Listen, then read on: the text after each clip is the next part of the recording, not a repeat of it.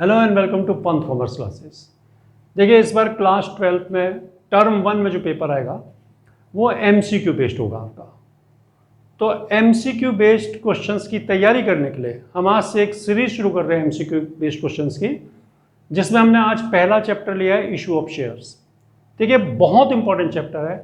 12 marks का chapter आपसे पूछा जाएगा इस टर्म 1 में। तो सबसे ज़्यादा मार्क्स का है ये सिंगल चैप्टर की अगर बात करी जाए। तो इसी से हम शुरुआत करते हैं। आज हमने आपके लिए पहला सेट MCQ का तैयार किया है 10 क्वेश्चंस का। बिल्कुल ओरिजिनल और बहुत ही टॉप क्वालिटी के MCQ हमने आपके लिए बनाए हैं। हर एक में 4 ऑप्शन होंगे, आपको एक ऑप्शन उसमें से चूज करना होगा। तो हम पहले प्रैक्टिस करेंगे आज 10 MCQs की इशू ऑफ शेयर्स में, जो कि थ्योरेटिकल बेस्ड है। मतलब इसमें न्यूमेरिकल बेस्ड कुछ नहीं है। फिलहाल हम पहले आपके लिए थ्योरी फ्रेमवर्क में से निकाल के लाए कि जो थ्योरी है इसकी, उसमें से MCQ। उसके बाद धीरे धीरे इसमें न्यूमेरिकल बेस्ड भी लाएंगे, फिर और चैप्टर्स भी हम पिक करेंगे। तो देखिए, शुरुआत करते हैं। What is the minimum amount to be charged on application of shares having nominal value ₹20? अगर किसी शेयर की नॉमिनल वैल्यू यानी कि फेस वैल्यू 20 रुपये हो, तो उस शेयर पर एप्लीकेशन में कितना पैसा मिनिमम लिया जाना चाहिए या लिया जा सकता है? तो minimum amount to be charged on application is 5% of the face value of shares. यहां शेयर की फेस वैल्यू और नॉमिनल वैल्यू 20 रुपये है, 5% आपको मिनिमम चार्ज करना पड़ेगा। तो 5% निकालने आप 1 यानी कि ₹1। ये आंसर हो गया इसका। आंसर फर्स्ट, पहला वाला आंसर है। किसी भी शेयर की एप्लीकेशन वैल्यू नॉमिनल वैल्यू से 5%, नॉमिनल वैल्यू के 5% से कम नहीं होनी चाहिए। ठीक है। दूसरा है, what can be the maximum amount charged on call of shares having nominal value 40?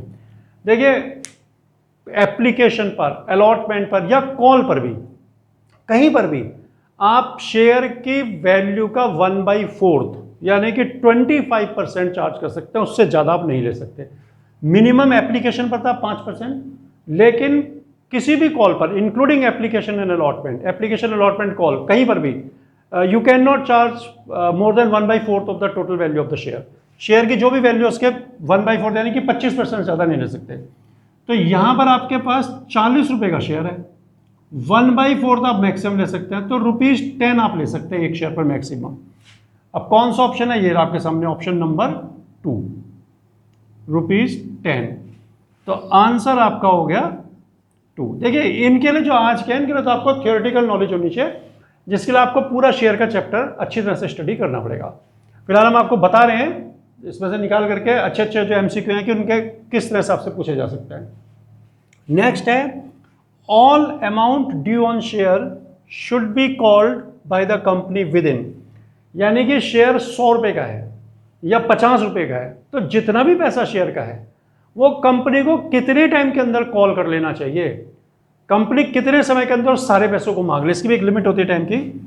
तो 3 मंथ, 6 मंथ, 9 मंथ, 12 मंथ्स, कितना होना चाहिए, कितने टाइम के अंदर कंपनी मांग ले। अच्छा, यहां पर हम ऑप्शन लिखना भूल गए। इसका नंबर 4 है 12 मंथ्स। तो देखिए, कंपनी को शेयर की total value with in 12 month call कर लेनी चाहिए। तो इसका आंसर रहेगा 12 मंथ्स। तो आंसर नंबर 4 ये 3 होगा। देखिए, MCQ में ये बच्चों की अगर आपको थ्योरी अच्छी तरह आती है तो फटाफट होते जाते हैं। जो न्यूमेरिकल बेस्ड है, जैसे इसमें न्यूमेरिकल बेस्ड क्वेश्चन भी आएंगे तो वो थोड़े आपको सॉल्व करने पड़ेंगे, लेकिन थ्योरी वाले तो अगर आपको पता है तो फटाफट हो जाएंगे आपके। तो शेयर का पूरा पैसा कंपनी को 12 महीने के अंदर लेना पड़ता है शेयर होल्डर से। नेक्स्ट है, minimum interval between 2 calls must be. 2 call यानी कि जब फर्स्ट कॉल, फिर सेकेंड कॉल, फिर फाइनल कॉल, इस तरह से कुछ भी कॉल जो होती हैं उनके बीच में मिनिमम इंटरवल कितना होना चाहिए। Whether it should be 15 days, 20 days, 1 month, 3 months, क्या होना चाहिए? तो 2 कॉल के बीच में होना चाहिए कम से कम 1 महीना, 1 मंथ यानी कि 30 डेज। तो ऑप्शन नंबर 3, आंसर आपका इसमें आएगा 3, यानी कि 30 दिन का या 30 डे का पीरियड जरूर होना चाहिए। मिनिमम इंटरवल 30 दिन का जरूर होना चाहिए। तो ऐसा नहीं कि आपने अभी 10 तारीख को पैसा मांगा फिर 25 तारीख को मांग बैठे आपको कम से कम 30 डेज या 1 मंथ देना पड़ेगा। Minimum time allowed to share holders to pay a call as. Share holder से आपने कॉल का पैसा मांगा और उसके लिए नोटिस दे दिया कि साहब पैसा दीजिए आप कॉल का, तो कितना मिनिमम टाइम देना पड़ेगा उनको? ऐसा है ना कि जैसे आज आपने मान लीजिए 10, आज डेट है 10 सपोज, और आपने आज का भाई हमें पैसा दे दीजिए आप शेयर का जो कॉल एंड पेड है, और 2 दिन का समय दे दिया, तो ऐसा तो नहीं होगा ना। तो मिनिमम टाइम क्या है? 2 दिन, 1 दिन, ऐसा नहीं, अरेंज करने में भी टाइम चाहता है थोड़ा सा शेयर होल्डर का। तो minimum time allowed to share holder to pay a call is 10 days, 14 days, 20 days, 25 days. तो बच्चों रूल है 14 डेज, कम से कम आपको 14 दिन का समय उनको देना पड़ेगा। इससे कम के लिए आप नहीं कह सकते, ज्यादा आपकी मर्जी है, कंपनी के ऊपर डिपेंड करता है, अपनी देना चाहते थे, लेकिन मिनिमम 14 डेज तो कंपनी को देने ही पड़ेंगे। तो ये देखिए 5 क्वेश्चन का पहला सेट हमने ये करा है। अब हम दूसरे सेट की तरफ आते हैं। एक बार अच्छी तरह से आप इन सेट को देख लें, इसके आंसर नोट कर लें। दूसरी तरफ आ जाते हैं, 5 क्वेश्चन का एक और सेट यहां पर बनकर तैयार है। If there is no information about how to use surplus application money then, यानी कि कंपनी ने शेयर 10,000 इशू के, received application for 15,000 shares, 5,000 share के लिए पैसा ज्यादा आ गया, एप्लीकेशन मनी 3 है या 4 है, तो 5,000 इंटू 4 20,000 रुपीज सरप्लस हो गया। तो how to use that surplus money, उस सरप्लस मनी को कैसे यूज करना है? It is used only for allotment, क्या केवल आप उसे अलॉटमेंट के लिए यूज कर सकते हैं? Used for allotment as well as calls, आप अलॉटमेंट के साथ साथ कॉल के लिए भी यूज कर सकते हैं। Surplus will be refunded immediately, surplus को आप तुरंत वापस कर दें, नन ऑफ दीज, इसमें से कुछ भी नहीं। तो देखिए बच्चों रूल ये है कि अगर आपको एप्लीकेशन का वैसा फालतू आ जाता है, यानी कि आपने 10,000 शेयर इशू किए, 15 के लिए एप्लीकेशन आ गई, तो 5,000 शेयर का जो पैसा फालतू आ जाता है, आप उसको कैसे यूज करेंगे? अगर क्वेश्चन में डायरेक्शन दिया हुआ है कि आप इसको कॉल्स इन एडवांस में ले जा सकते हैं या कुछ कर सकते हैं, तो आप कर लेना। लेकिन बाय डिफॉल्ट, यानी कि अगर कुछ लिखा हुआ नहीं है, जो लिखा है कि इतना पैसा फालतू आया, तो आप उससे केवल अलॉटमेंट ले सकते हैं, बाकी आप ना तो कॉल ले सकते हैं, रिफंड तो आप करेंगे, खैर अलॉटमेंट को जो एक्सीड कर जाएगा उसको रिफंड करना है, लेकिन कॉल अलॉटमेंट लेने के बाद ऐसे नहीं कि पूरे रिफंड कर देंगे। तो अगर आपने शेयर प्रोराटा बेसिस पे इशू कर दिए हैं, यानी कि 10,000 इशू के 15 के लिए एप्लीकेशन आई, तो आपने 15 वालों को 10 दे दिए, तो जो 5,000 शेयर का पैसा फालतू है उसको यूज करेंगे आप अलॉटमेंट लेने के लिए। कॉल के लिए आप बिना इंफॉर्मेशन के नहीं करेंगे। अगर क्वेश्चन में इंफॉर्मेशन है, डायरेक्शन से, तो आप ले लें, अदरवाइज आप केवल क्या लेंगे? It is used only for allotment, यानी कि in the absence of information, अगर इंफॉर्मेशन नहीं है तो इसको केवल अलॉटमेंट के लिए यूज करते हैं, यानी कि आंसर 1, ये वर्ष का answer. What is right issue of shares? Right issue of shares क्या होता है? ठीक है ना, राइट इश्यू ऑफ शेयर या इश्यू ऑफ राइट शेयर्स। तो इसका मतलब क्या है? Issue of share to general public, यानी कि आपने सामान्य जनता को शेयर इशू करे। Issue of share to promoters, या आपने कंपनी के प्रोमोटर्स को, जिन्होंने कंपनी रेस की है, कंपनी फ्लोट की है, उनको करें। Issue of share to existing shareholders, या जो पहले से ही शेयर होल्डर आपके हैं उनको करें। या issue of share to employees, या फिर आपने अपने एम्प्लॉयज को ये शेयर दिए। तो देखिए इसका आंसर है issue of share to existing shareholders. Company ने अपने शेयर न पब्लिक को किए, न प्रोमोटर्स को किए, न एम्प्लॉयज को किए, इन्होंने अपने शेयर अपने एग्जिस्टिंग शेयर होल्डर को कर दिए। मान लीजिए कंपनी ने 50,000 शेयर इशू किए हुए हैं और 10,000 का एक नया इशू कंपनी रेस कर रही है, तो इसमें कंपनी क्या करेगी? जो 50,000 शेयर होल्डर पहले से हैं उनको कहेगी 5:1 में आप ले सकते हैं, यानी कि 50,000 पहले से 10 इशू करे ना, तो जिसके पास 5 शेयर है वो 1 शेयर ले सकता है। तो इस तरह से कंपनी उनको एक ऑप्शन देते हैं, उसको बोलते हैं राइट इशू ऑफ शेयर। ठीक है।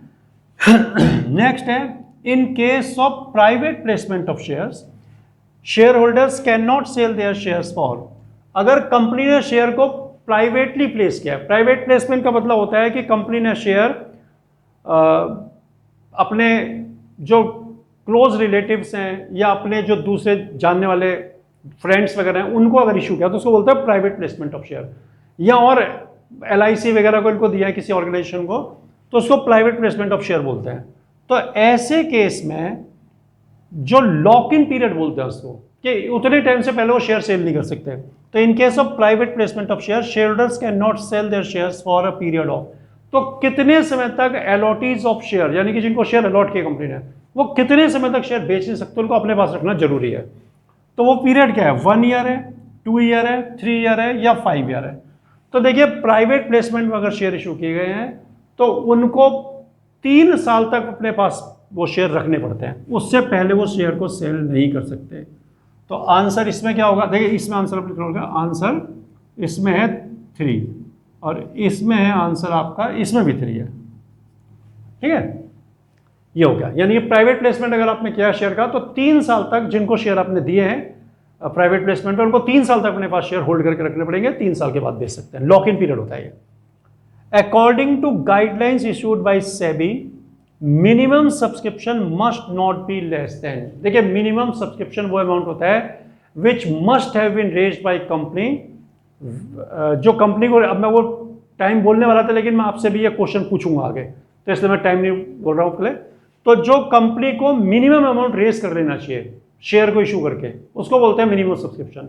अगर कंपनी मिनिमम सब्सक्रिप्शन का अमाउंट रेज करने में फेल हो जाती है तो it has to return the shares to the public, वो पब्लिक को वापस करना पड़ता है पैसा जो शेयर का उन्होंने लिया है। तो according to guidelines issued by SEBI minimum subscription must not be less than 95% of issue value.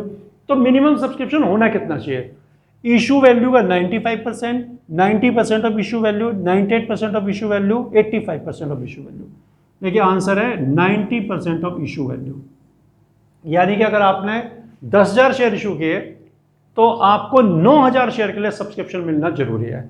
यानी कि अगर आपने जितना शेयर इशू किया है उसका 90% पब्लिक सब्सक्राइब नहीं करती तो आप शेयर इशू नहीं कर सकते, आपको पैसा लौटाना पड़ेगा। तो आंसर हो गया इसका 2। नेक्स्ट है according to section 39(3) a company must have to receive minimum subscription within dash days of issuing prospectus.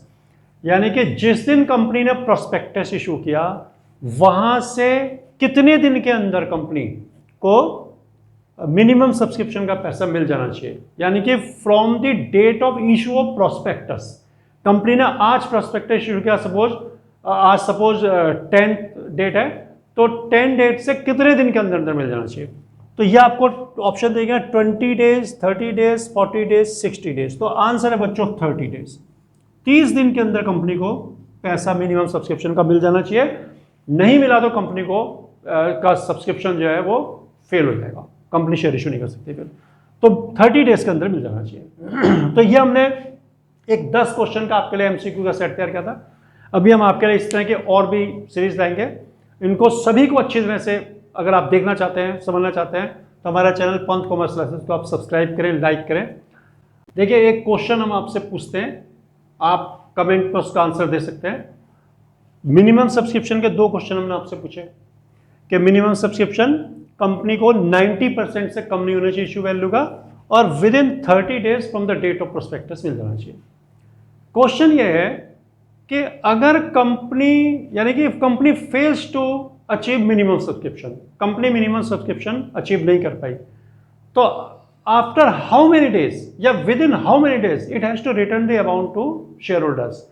यानी कि अगर सब्सक्रिप्शन नहीं मिल पाया मिनिमम सब्सक्रिप्शन कंपनी को, तो कितने दिन के अंदर मिनिमम सब्सक्रिप्शन का पैसा कंपनी को वापस करना पड़ता है शेयर होल्डर्स को, और failing which it has to pay interest at the rate of what percent, ये आपको बताना है।